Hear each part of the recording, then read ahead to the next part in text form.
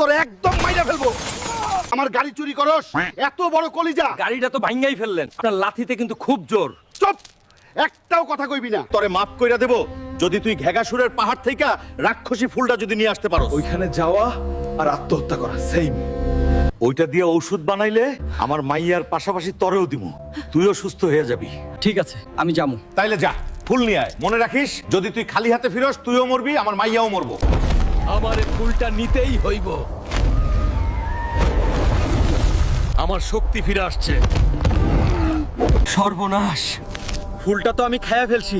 কখন জমিদাররে কি দিমু? আরে জমিদার তো আর আসল ফুল চিনে না। জমিদার সাহেব, নিয়ে আসছি রাক্ষসী ফুল। এই জঙ্গলি ফুল দিয়ে আমার মাইয়ারে বাঁচামু কেমনে? আরে এইটাই তো আসল, শুধু গরম পানি দিয়ে খাওয়াইতে হইব। গরম পানি? যা তুই খাওয়া, কাম না হইলে তোরে আমি জিন্দা পুইতা ফেলবো। এইটা কি হইলো?